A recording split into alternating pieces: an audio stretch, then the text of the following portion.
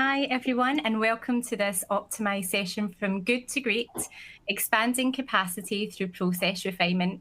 My name is Lindsay Robertson, and I'm part of the marketing team here at Visible Thread. Thank you so much for joining us for this session today. Before we get started, just a few quick housekeeping notes. You'll see a Q&A box on your screen, so please feel free to submit your questions throughout the session. There's also an attendee chat, so please use that to join in the conversation as well. And you'll also find a content box that has lots of resources. Just so you know, the slides and the recording will be made available directly after the session as well, once we wrap up.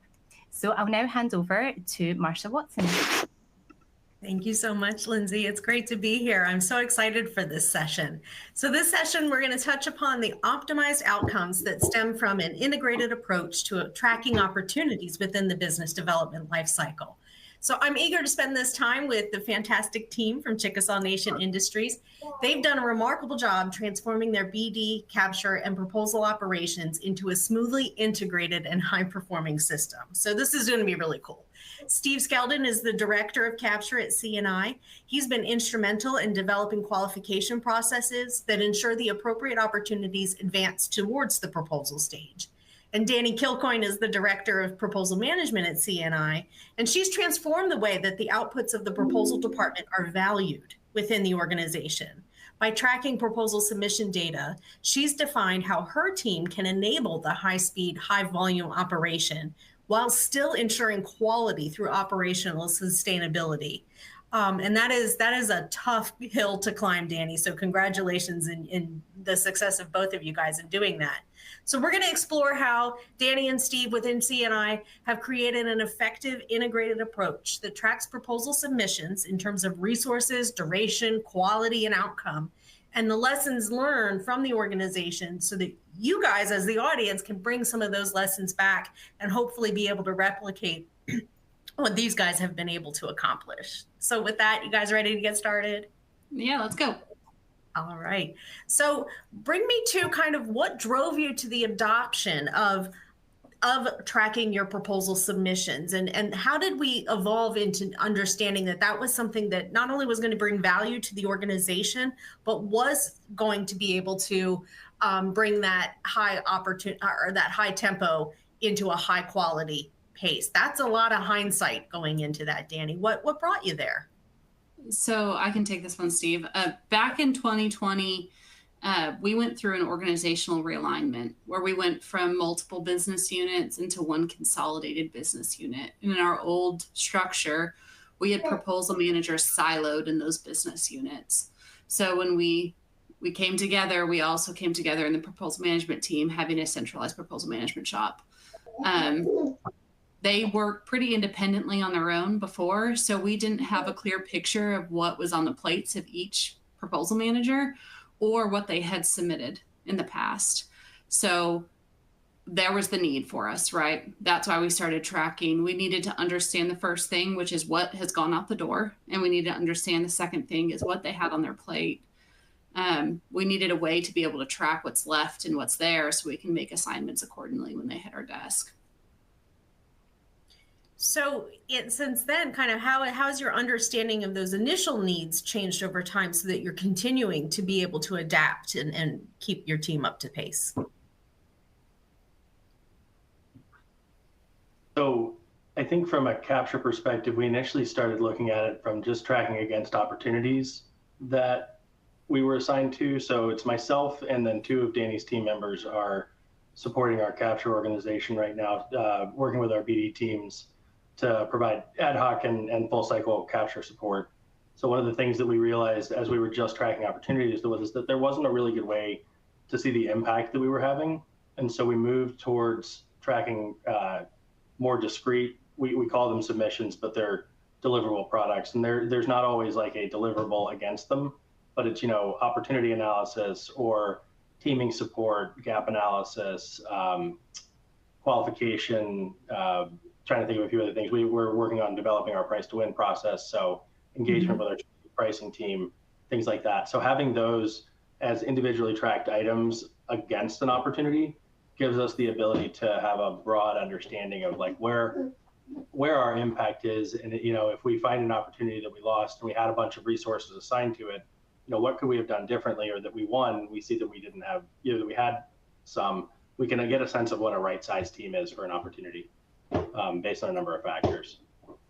I love that. And especially now as organizations are trimming their resources and getting back into, smaller supportive teams, but not wanting to reduce any of the activity of that team. Certainly being efficient is an end goal, but being able to continue to move these processes forward with reduced resources, when you're able to validate that you're capable of doing that, as opposed to just digging your heels in trying to get it done, you guys are able to kind of see where within the general overall capture and proposal process itself, can you streamline teams? Can you say, okay, we're going to do a price to win, but we really only need XYZ resources. We don't need, a full team. And then, the transfer of that knowledge from one team to the next is important, but tracking those resources is just as important. What happens if somebody's heading out on vacation in the middle of your Black Hat review? So tell me a little bit about how, when you compartmentalize your teams and resources into just what they need to be doing at the appropriate time, what are you seeing are some of the impacts on your efficiency in doing that?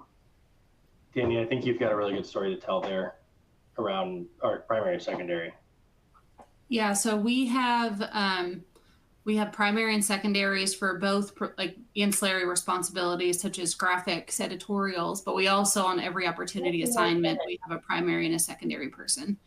We have lots of SOPs we're in to facilitate clear handoffs in the case where it transitions from one proposal manager to the next, to allow for like very unconnected time away from work, which is really, really important. It's a very healthy balance, and something that we didn't have back in 2020 when we were siloed, right? Yeah. So there was one proposal manager for that division and there was no real backup. So that's been a very cool thing to witness over the last few years.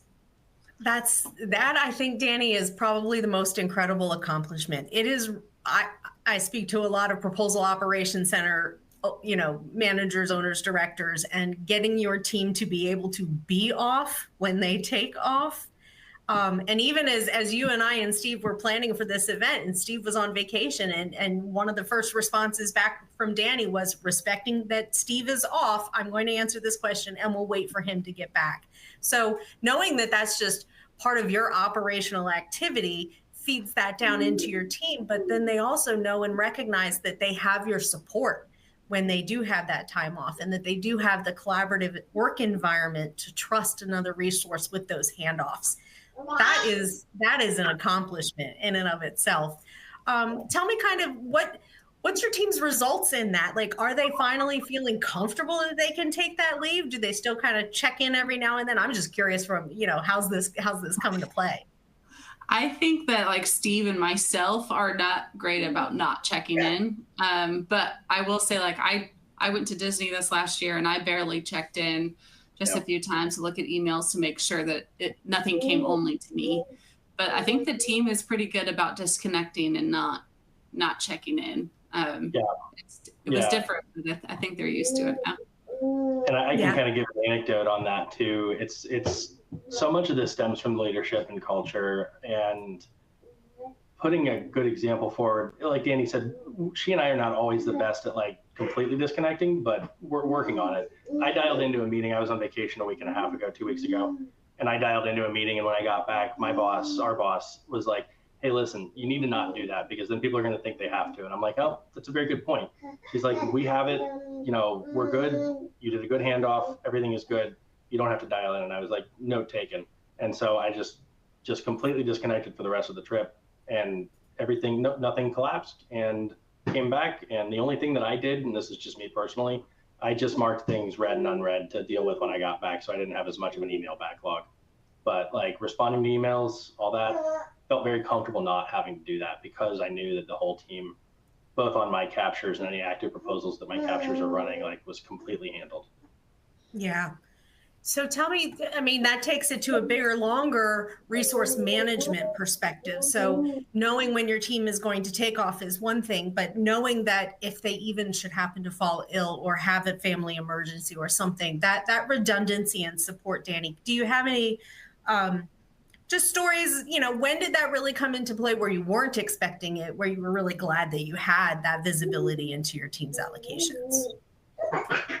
So I think just how we're set up, we've started doing everything in SharePoint in very uniform processes along the way. So it's easier for one person to transition in.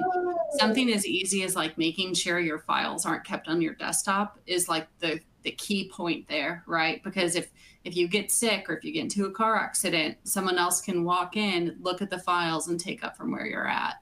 And they don't have to be read in on everything, right? They can get like a gist from one of the other key players and take an easy step in. But it's when people have autonomous like ways of doing things like we used to, right?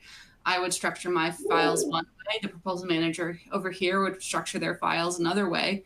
We didn't have a common language or common way of doing things. So it wasn't as easy to pick up when or where someone needed it. So I think that's just what facilitates that handoff much easier for us. Well, and also the underlying systems too. Like we used to have everything on kind of a network shared drive, and that was great, but you had to be on VPN. You could really only get on it from your computer. There wasn't a way to get to it any way else, and the co-authoring wasn't necessarily there. And so one of the things that we took as an organization 3 years ago now, Danny, it was pretty quick after I started, was migrating all of those files to SharePoint, so that we have the ability to access them wherever, whenever, so that we're not hamstrung by the inability to say, if God forbid, we're away from our computer and something drops and we have to quickly tackle it. We can do that from whatever device that we've got that's secured into our network through Microsoft, in our case. But we've taken a step further on that too, right? Like we integrated to SharePoint, but now our folder structure is set up by our CRM. So we can access our folders straight from our CRM system inside of the opportunity record. So everything is just like our CRM now is built as like a one-stop shop, and it is great. Oh, wow. Yeah, that in and of itself is an accomplishment. Because now not only do you have the one-stop shop, but it is actually a redundant resource because you can get there from two different avenues. So if you're, right, overseas and you can only get through certain secure mechanisms, you still have a way, right? So that's super convenient, and again, enables that productivity wherever you are. So, those are things that I think a lot of companies need to understand is worth replicating and having, that investment made in a very robust CRM, because in the long run, how many people can advantage by being able to access that information on their phone, whether they're at their desktop or not, and still be able to be productive, even if it is just a pop in, just to make sure things are moving while they're on vacation. So love that we get to talk about people taking vacation, but let's talk about their day-to-day.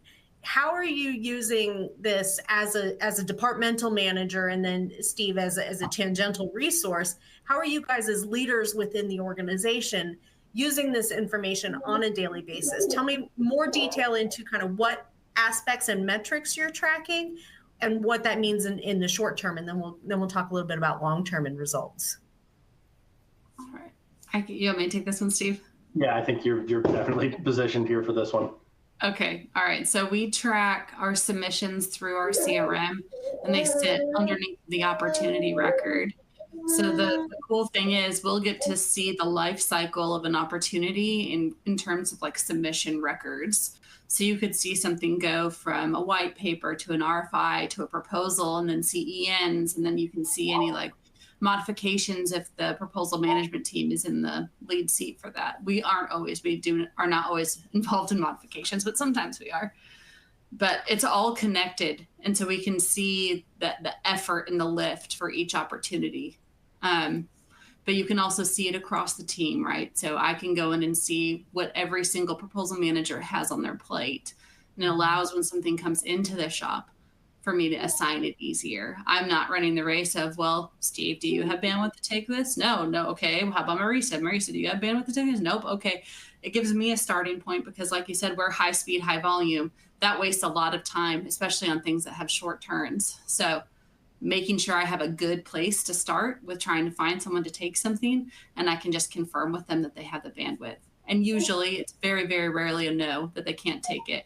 And in those instances, it's usually like, hey, did you forget that I'm going to be out for a week and a half on vacation? And I'm like, oh, I guess I did. Sorry, I'll go find someone else. That kind of thing is usually the only time I get a no. That's fantastic too. So is a lot of that notification then automated out of your CRM, that they just get an email or get a bleep that they have an activity that they've been assigned to? So they have their own personal dashboards that they can look at to see what's on their feed. But and I pre-assign 60 days in advance for anything that's in the pipeline that just pops into my feed. I can click on it, assign it, move about my day. If it's like an ad hoc thing, like, hey, Danny, I found this RFI, I really want to respond to it. That's when I have to do like the Teams message traffic, like, hey, I have this, can you take it? Yes. And then I'll forward the email and they'll get the ball rolling there.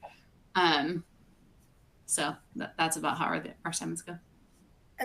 That I love too, because, you know that 80% of your activity we use the 80-20 rule a lot, right? 80% of your activity is already resourced and managed. So you're okay, I would presume then, for the pop-up RFI response, because when not everything is an emergency, then you're able to squeeze more emergencies in. Does that come to play? Yeah, I would say most of our RFI responses are like unplanned. Vast majority. It's a lot of how they get into the pipeline is through the identification at the RFI stage. And, there are plenty that we know of prior to RFI, because that's really where we want to be. But there's a lot that show up because we're advantageous. We want to make sure that we take advantage of RFIs that we may not have known about, but are well positioned for, and positioned for them from the RFI stage all the way down through proposals that we do jump on. And that's, from a capture perspective, we have a similar process. I've got a dashboard that identifies opportunities between 9 and 18 months out. And I do the same kind of thing. I assign myself or one of our other resources as a capture lead. And it's if it meets certain level criteria, set aside criteria, dollar value, etc. And then we've also got a secondary dashboard kind of to try and catch the emergencies. So if there are ones that are within that 9-month window, they come up on a separate pane in the dashboard. And with those, rather than just assigning somebody to them, I reach out to the BD person who's put it in there and I say, hey, is this something you feel like you're going to need capture support? Can we add value? Is there any, is the work that you're doing going to capture this without the need for an additional resource? And I'd say about 60% of the time they say they've got it because they know that it's short term and that it's something that they've put it in there because they felt like they could do it without a full lift from a capture side. But the other 40% we end up assigning somebody to and getting some value add on the teaming and opportunity analysis and whatnot. So that's really helpful as well from a resource assignment perspective. That makes a lot of sense, because then it allows that business development unit to have a little bit more responsibility and accountability in what they are bringing through to the capture and proposal teams. Because, again, if you don't have to hand that off, what can you accomplish yourself before you take it on to the next resource? And I love it when a business developer understands that there's a lot more to their job than just, having meetings with the client. Right. When they can get hands-on and get into some of that intel gathering and obviously using that CRM. So we've got a couple questions popping up on which CRM are you using, or can you give it a suggestion for a CRM? Do you mind sharing that information? Or if you don't mind, if you don't want to give away your secret sauce, what CRMs have you guys been exposed to? So we did a thorough analysis of different CRM systems, and we ended up with Microsoft Dynamics. We are a very Microsoft heavy shop, so it talked systems to systems for us a lot better. And we're pretty savvy on Microsoft, so it worked for us. We looked at Salesforces too, but we didn't find that it integrated quite as well with what we had. Did you have anything to add, Steve? No, I think that's pretty much it. I've worked with a number of other CRM systems. I've worked with Deltek CRM, I haven't worked with that in years. I've worked with Salesforce as well. So many of these CRM systems, the underlying system is great. It depends on how it's implemented, really, at the end of the day. And the same thing can be said for Dynamics, right? You've got to make sure that it fits your work and your processes. It's the beauty and the curse on all these CRM systems is their modularity and their flexibility. Yeah, absolutely. And if I could put a brief plug in, so BTW & Co., the company that I represent, we actually built our own simplified version of a CRM within Microsoft Dynamics for our customers who are in, the super small, Salesforce is expensive. It is an incredible tool. There are add-ons. There's so much that you can do with that tool. But just what do we need to get off Excel, right? Evolving into a Microsoft Dynamics CRM solution is a natural progression. It does have all of the integrations already with, SharePoint being able to work within the Microsoft 365 system, but then also Copilot. Just curious, have you guys implemented or crossed over to using Copilot as your AI?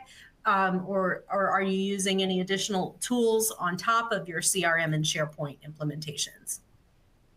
So we don't have Copilot integrated yet, and I believe that's because we're on a government, like a G series license for our Microsoft environment, and so we're on GovCloud. Your government GCC, I don't think high, but the roadmap for the GCCs versus the commercial versions is different, and I don't know that Copilot has been rolled out for ours yet. And if it has, that may not have gone through the vetting process with our IT security team. As far as other AI tools, nothing that directly integrates into our CRM, but we do have an internal tool that our IT department developed that's kind of a front end for and uses the API for ChatGPT, implements a digital loss prevention DLP tool to make sure that we're not sending CUI or ITAR data out. And they've been making pretty good strides on it as kind of a internal CNI chatbot. So it's pretty cool to see that level of innovation from inside our company. And we're also assessing additional market tools for the proposal business development lifecycle for opportunity qualification and proposal generation. So we're kind of coming down to the end of that analysis. Mm-hmm. Yeah, and there's so many tools on the market, and same with the CRM. So many give an idea of, what that product is capable of beyond what it is you're able to get accomplished within that product in the time you have to work with it. So, a lot of things are changing in this world. Technology will continue to be one of them.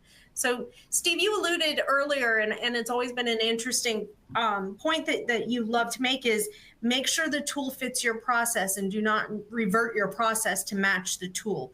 Tell me what you mean by that and how you guys have brought these tools and these tracking systems in. How have they enhanced your process, and how does that enable better adoption? Because to learn a new tool and a new process at the same time is twice as hard. Tell me a little bit about kind of how you bring those new tools in and what you're able to do to tailor a process or tailor the tool to meet the process.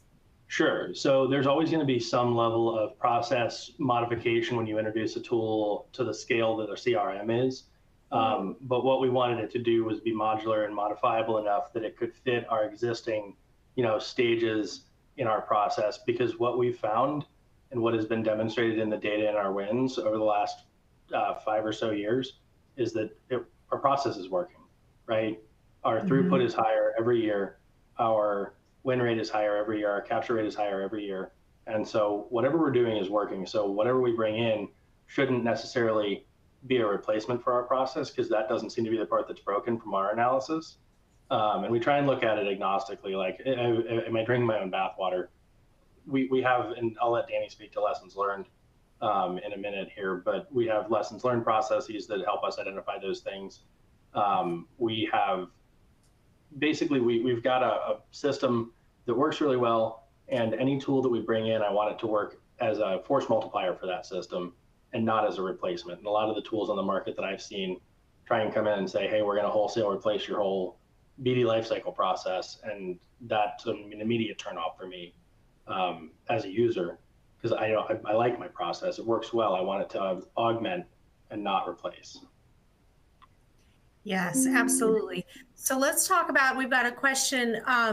One thing about the reluctancy to use a CRM, I'm going to add any tool to that as part of that adoption. How do you get people bought into the convenience, the efficiencies, the knowledge sharing that these tools bring to encourage them to incorporate them into their daily practice. Danny, as you said, if everybody's doing things differently, we can't get to an efficient solution. For those who are reluctant in data entry, I see a lot of business development folks who come out of the military service who have been high ranking and have relied on executive admins for a long time in their military careers, and now they have to do the hands-on themselves. How do you guys work through that from a cultural, personality, reluctancy to change perspective?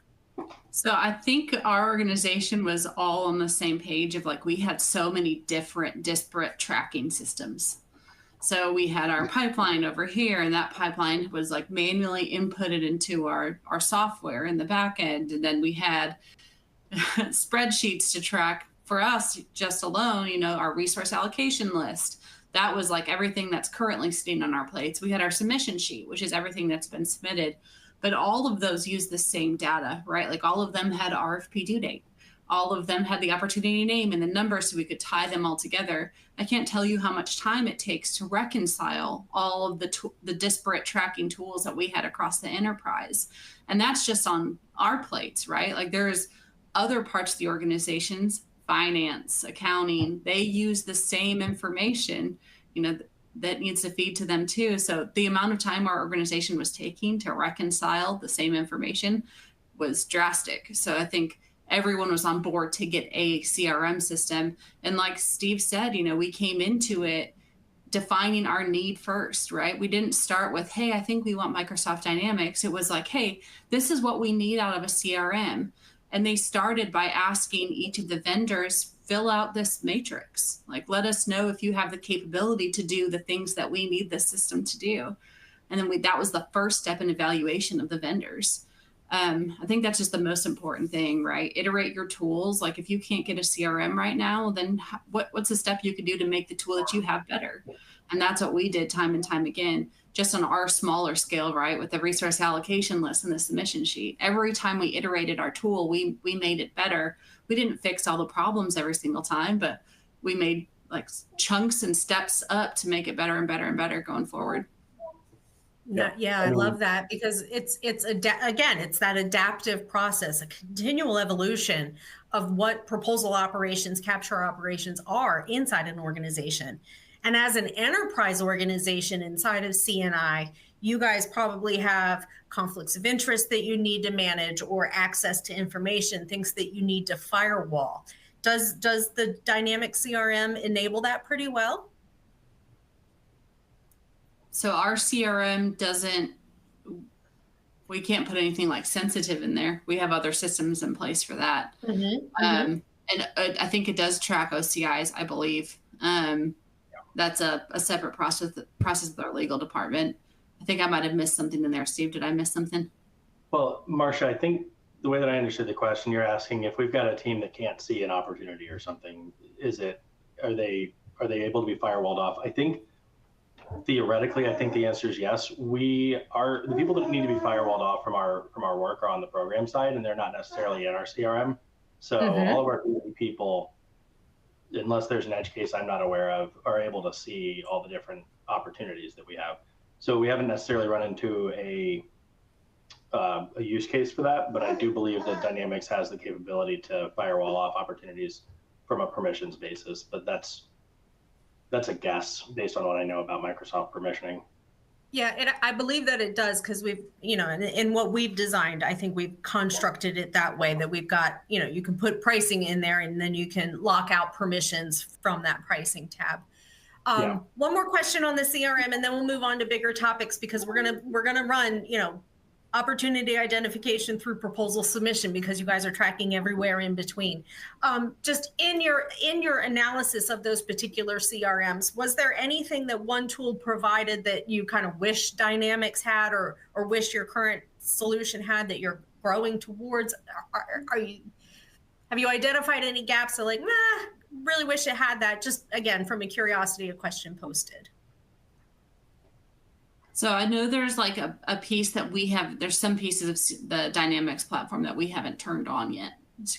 Yeah. So we did a phased approach for Dynamics because we didn't want to stop the process from being started by getting everything done all at the same time. So we got it to where we could start working with it, and then we started again iterating on the tool and making it better as we went.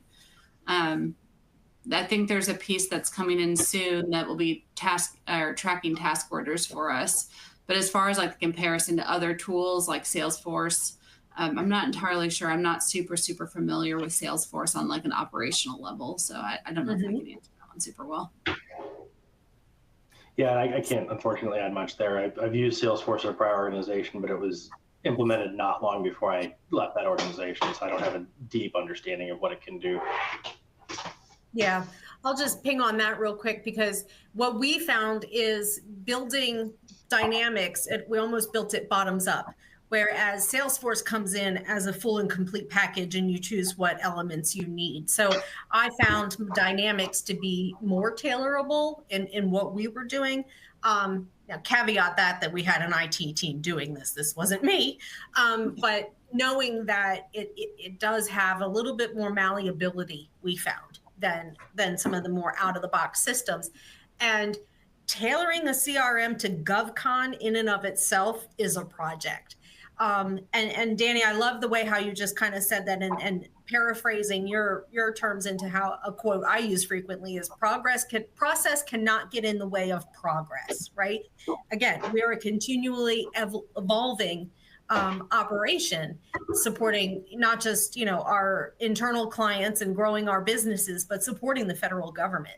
So what are some things that you guys have been tracking over time in terms of your process? Are you seeing any changes or adaptations that you're starting to drive towards because of the tools that you have? Now that your tools are in place and you're seeing what they're capable of, how are you adapting your process to take better advantage of those tools? So most of our tracking, we built a lot of dashboards in Power BI. That's another cool thing about having Microsoft, right? That data can live in Power BI, so we're able to make robust dashboards. But most of our dashboards that we've made are volume driven because that's our mission: high speed, high volume. And we just track how we're doing year over year, month over month, and see like if we're meeting our targets. So we're tasked with meeting or exceeding our volume targets for the last year. So I'm able to, at a moment's notice, go and just look at our dashboard and see where we're at in comparison to last year, see where individual proposal managers are falling on their quantity of submissions for the year, if they're falling short, if they're falling high. It might signify they might need a little bit of a break, right? We don't want anyone to burn out. We want to keep things a little bit level. It also helps us just, shape the message to the organization, because proposals in BD doesn't work with every piece of the organization, but we can share a dashboard. We have a weekly report dashboard that goes out every Monday, and it shows our volume, what our wins are, how many submissions we've sent out, how many what we're expecting in the growth organization in the next 60 days. So we can shape that message so they're not left on their own to come up with what they think is going on with BD proposals and capture, that they have a message. So like, okay, well, they're busy, right? Like, even though everything in this administration, it seems like it's going to be slower, they're still busy, or whatever that message is. So that helps us be able to be transparent with the organization. The second thing it does, like tracking all this stuff, all these submissions with the team, is allows us to look and project forward. So I can see, like, do I have the staff I need to meet the numbers for next year, for next month, for the next 5 months? And then I can make that case to our business. Like, hey, I need another proposal manager to meet these submission counts, right? Not every organization can make the hiring decision based on that, but you can keep tracking it and just like keep reminding them, like, hey, yeah, we met, this is what I was projecting, this is where we came in. Like, we really are highly staffed, like we're highly burdened right now on the staff that we have, and you can try to help that way with your staffing needs. And it's unbiased, right? Like, you're looking at data. You're not like, hey, I think it's going to be busy next month, or I think it's going to be busy in 2 months. You're just looking at trending data. Yeah. And we're on the capture side a little bit. We're not necessarily volume driven like the proposal side. And this is an evolving process, trying to figure out how to track the quality. And you can track some of that through win rates, but there's so many factors that go into an opportunity win that it's difficult to do that. So where I spend a lot of time is no bid rates and use that to track our opportunity qualification processes. And I kind of have looked historically at a delta between when it enters the pipeline and when we kill it against the RFP. Like when we're expecting the RFP, if it's coming in and it's dying pretty quickly and it's well ahead of the RFP, we've made a decision to identify and assess the opportunity and move past it. As one of our BD guys likes to say, we fail fast, right? Because any opportunity time that we take on an opportunity that is a stinker from the outset, if we get all the way up to RFP release or just before or just after and we kill it, we could have killed it 3 months ago. That's time we could have been spending from a capture proposal business development perspective on other opportunities that are better qualified that we could really more effectively win as a company.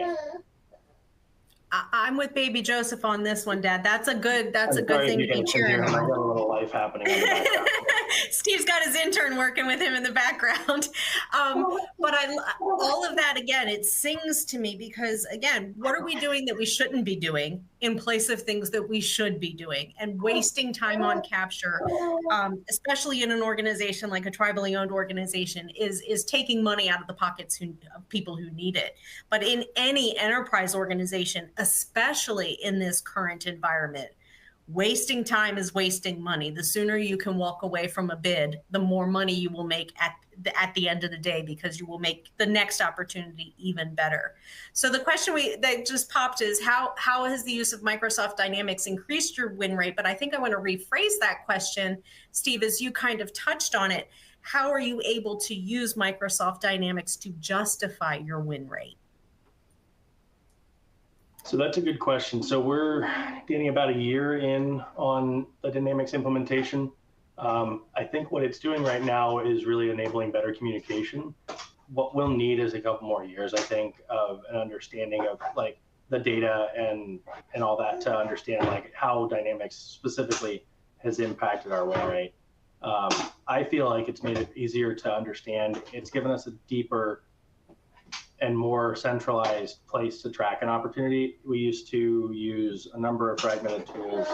I had an opportunity qualification spreadsheet that we used. Our opportunities themselves were tracked on a spreadsheet. This is all pre-Dynamics. And again, I apologize for the background noise. We tracked them in a bunch of different places. Now they're all in one spot. And that is, I think, critical from a speed perspective.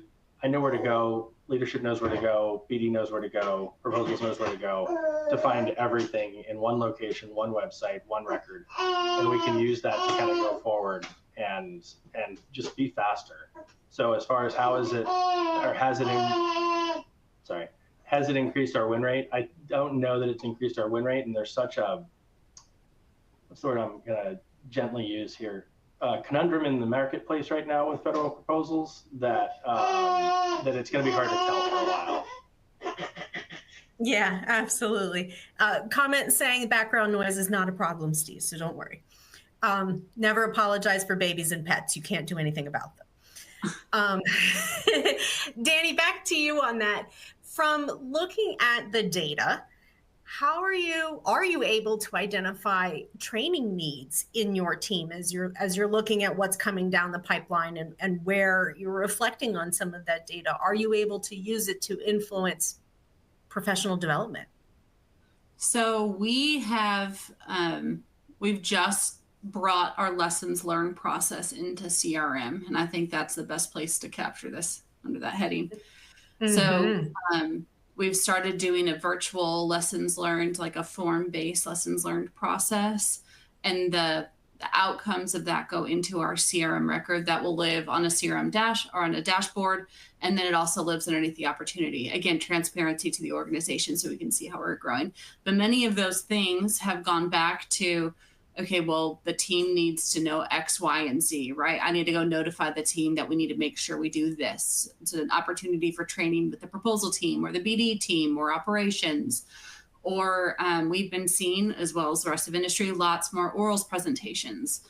So on a recent one we just did, we got some orals presentation feedback, which we were able to feed into our new orals presentation process. So that's pretty cool. Yeah, we love lessons learned right here. We live and breathe it, not just on the opportunity, right? Well, how did this bid go, but how did the process go? What could make it better? What could make it easier? That kind of thing. Yeah, I think all of that is so important. And again, when you are in a fast-paced environment, lessons learned, stopping to pay attention to what is going well and what is not, and instituting the disciplines in order to be able to continue to grow and evolve while you're working so hard and fast. Again, these are almost dichotomous perspectives. I can't stop working to reflect on what I did because I still have work to do.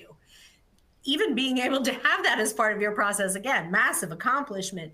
But does that come from your ability to see more information than you have in the past so that you're able to predict when you're going to need to have a lessons learned review? Are you able to time block some more of your management activities based on the data that you're seeing? Yeah, I know, like, I have a feed set up on one of my dashboards. If it's a competitive opportunity, if it was a proposal in the last X amount of days or this fiscal year, and we don't have any data on the lessons learned, it'll prompt me to go in and get one done for that opportunity. So we've just set up our systems to make it easier to do our daily work, right? So that question, has the use of Microsoft Dynamics increased your win rate? It's just made our lives easier. It's allowed us to be efficient and faster, and that's important for us. So I just think it makes our daily work much easier, and we're not having to hunt for data. That was the hard part, I think, is trying to get to the bottom line in our old disparate tracking systems. They were great, don't get me wrong. They were very needed, but it was also difficult to find information from time to time. Yeah, and it created a fragmented information environment too. And this kind of goes back to what we were talking about with the systems and being able to get to all of our data. One of the things that we look at in the tools that we bring in our processes as they go is how do we maintain one set of data that's one truth, and we're not creating multiple sets of data that we've then got to manage across, right? So I want look-ins to the one data set versus multiple data sets that I've got to have different tools to look into. So that reduction of friction is the key there, getting to the data that we have and making sure that data is accurate. Yeah, all of that is important. And that enables, I think, your CRM to create the self-fulfilling prophecy of success. It is eliminating chaos, and chaos is disruptive. I mean, that's the no-duh statement of the day. You feel free to quote me on that. But how does that reflect back to your leadership? What does CNI itself see coming out of what you guys have put together here? So I think one of the things, in addition to the weekly dashboard that Danny puts together, we have a quarterly capture dashboard as well that complements the quarterly proposal dashboard that Danny has. So they can see, just because capture is more of a long-term evolution versus a once a week reporting, it probably won't change much once a week, but once a quarter will be a much better understanding of our levels. So what we use that for is reporting up on volume wins. We identify opportunities that are in source selection that have gone not only win, loss, but also no bid, so that they can understand that we're making opportunity qualification decisions in an intelligent way. And there's traceability back into all of those. We've got an opportunity qualification matrix that we fill out. I often have BD people come to me and I fill that out for them, and we make a decision together on whether or not an opportunity is good.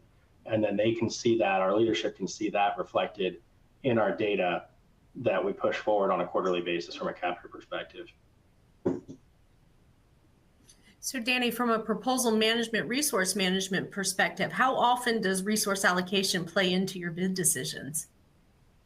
So there was a season where we were very overburdened, like what was coming into the shop and the resources we had available were just not jiving.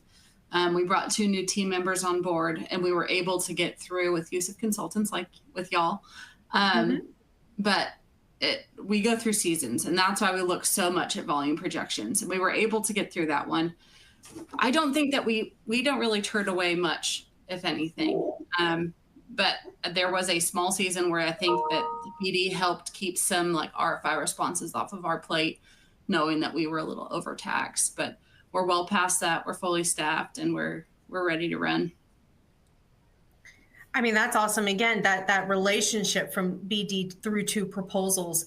Tell me again, how are being able to use these tools and the process that you guys have, what does that do to the internal relationship of the colleagues that work on these teams? I think that they now come to us and they expect the same service. Whether it's Steve, Danny, Marisa, anyone on our team, they get the same process, right? We're so ingrained in how we're supposed to do things.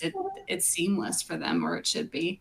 So the services that we provide are just consistent. So they go to the same place for their files. The files are set up the same way. We deliver the same services. It's just, I think that's what we've brought in this change, is just consistency. That in and of itself has great impact, right? Because now we're not looking at, oh, I like working with so-and-so. Okay, well, so-and-so is not available today, but ABC person is. Okay, that's just as well, just the same, because there's comfort in knowing what you're going to get out of the resources who are there to support you. So if those resources are consistent, I even use the grocery store analogy. Sometimes you walk into the store and somebody's, running the cash register. They're like, all right, this is going to take a minute. And then sometimes somebody else running that cash register is okay. They're not going to talk. I'm going to get my way through this. But that's a choice I can have as a consumer. It's not a choice I can have as a colleague. I have to work with the people I have to work with. So being able to understand that you guys are all working off the same sheet of music and the same question is going to get answered the same way, no matter who it is that you're working with, again, removes the chaos. It removes preference. It removes any sort of bias. And you just know that when you bring something forward, it's going to get handled, and it's going to get handled appropriately. Those, again, are hard things to do. And it probably, I'm going to assume that you've got a pretty good retention rate across your company in your departments. Am I leaning in the right direction there? We do have a really good retention rate. Our people are pretty happy to be here. Understandably, I'd be happy to be there. So a couple more questions coming in that unified tools approach, and we addressed it a little bit in terms of the redundancy from capture and proposal people having to access and have the same accurate information. How much has that come into play in a lot of this expanding and process refinement that you guys are working with? So that is exactly the problem that we had in the beginning. We had the same info across all these data sources, but now our CRM submissions sit inside of the record, so it can reference anything in the record. So we don't have to go and re-enter the RFP release date or the RFP due date. It'll reference back to it. It's all connected in the tables. I'm not a technical person, but it's automatically there, right? Like if I go into the reporting, I can report both on submissions, and I can report on opportunities, and I can report on lessons learned for that same opportunity. So it's all tied together in this massive web. It's great. This next question is a good one. This is a good one. We've got a few more minutes, but this question, how do we get leadership buy-in, right? We're told to be more efficient with less, and then another department chose the tool for us. How did you guys get yourself into that self-advocacy state? How have you been able to work backwards through your chain of command as the end user stakeholder? Talk to us not just about process, but just communications and relationships inside of an organization that put you in the trusted advisor seat. Do you want to take this one, Steve? I feel like I'm talking a lot, so. No, you're fine. I think the unfortunately, the easy answer is that we're very lucky in our leadership, and that they have a high level of trust, both in Danny and I, but also in our teams, right? They understand that we're going to get the job done. They very much adhere to I've hired you to do a job, now do it. It's not in our business every day. And when we bring them suggestions, we try and back it up with data and with rationale that has positive influence on the business itself, right? When I bring them a suggestion, so like I said, we just finished an AI analysis. I went around and I gathered information from various stakeholders, IT security, et cetera. All of our BD and our proposal folks, we developed use cases. We developed kind of non-negotiables as far as what the tools that we needed it to do, what they had to do from a security perspective. And then I used those and leveraged those against all the ones that I looked at. And so my boss, when I brought her my recommendation, I said, did you get a chance to look at that? And she said, no, but I know what you did to prepare for it, so I'm going to take your recommendation. I haven't really gone through it at deep, but I know that it's there. And so that level of trust is critical. And so how do we get leadership buy-in? The answer is you have to prove to them in their language what it is that they are going to say yes to, right? Getting them to yes is very much an understanding of your leadership and what matters to them. If it matters to you that it takes you less time to do something, that may not matter to them, but it will matter to them that taking less time for you means you can work on more opportunities. And so increased throughput then becomes your reason, not it's easier for me, it's better for you, right? It's in how you frame it around these tools. And I see the rest of that question is around using tools chosen by another department. That's frustrating. We've run into that as well. Working with those departments to have them help you use those tools, I found is useful for us in those. And then, like I said, we fail fast. So we take an opportunity, we take an opportunity to look at these tools from like is this working for us perspective? And if it's not, then we'll move forward. Yeah. That's fantastic. So we're running up on time. Just some closing takeaways from each of you, from each of your perspectives in the big picture. How did you get from good to great? We've got a lot of people on this call, which is really exciting. What's the one takeaway? If you're like, guys, head to your boss today and tell them what? Steve, you want to take that first? No, but I will. Be intentional in what you do and be intentional in how you bring things to the table, right? Understand your need. And like Danny said at the outset, don't pick a tool and back into it. Pick a problem and solve it, right? There's a lot of tools on the market. There's no, that I've found, one single solution that can answer every problem. And so trying to take that tool and force it into your process, I think is going to be more harmful than good in the long run. Danny? Very true. Danny? It's pretty similar to that. Like, I think that being creative and being curious are really good things to have and what's led to a lot of our success. So looking at something being like, wow, this is difficult. It's going to keep being difficult. And then creatively looking, okay, what can I do to make it better? It doesn't have to be the final end product that we're going to use every day, but what could make this less difficult? What's one step we could do to make it better? So just being creative and curious and looking at the tools you had, right? We moved from a spreadsheet to Microsoft Planner, and that was a good step. We moved from Microsoft Planner to Microsoft Lists, and that was a great step for us. It let Steve do some automation and Power Automate to make things a little bit easier without having to pay for another tool. So it was free, made our lives easier, and it's a great like in-between step in between like Excel and our CRM integration. CRM integrations cost money. This was a free tool that we had in our suite. So just being creative and curious about what you have and how you can make your things better. Yeah. First and foremost, don't forget what you already have access to. I mean, the Microsoft tools in and of themselves are number one industry leading for a reason. We just need to take the time to figure out what's inside of that. This has been so much fun. I love it when an hour flies by in seemingly 5 minutes. So I really appreciate being a part of this with the both of you. Like I said before, I envy what it is you guys have been able to do. There's a lot that can be replicated, I think, across this audience set, just, one or two tidbits that they get. So super grateful. Thank you for everybody who has participated and brought your questions along the way, made this conversation a lot easier too. Lindsay, back over to you if there's anything else to add. Great. Thank you so much to you and for the team. That was a really great session. I learned an awful lot there. just for everybody, the slides and recording will be made available after the session. There is a feedback form and a short survey you should see. It would be great if you could fill that out with your thoughts. We'd love your feedback. And just the next session that's coming up in terms of Optimise will be led by Kyle Peterson. Lessons learned or lessons applied, closing the loop with visible threads. So hopefully we'll see you there on that next session. And thank you to all for joining. Thanks so much, everyone. Goodbye. Thanks, everyone.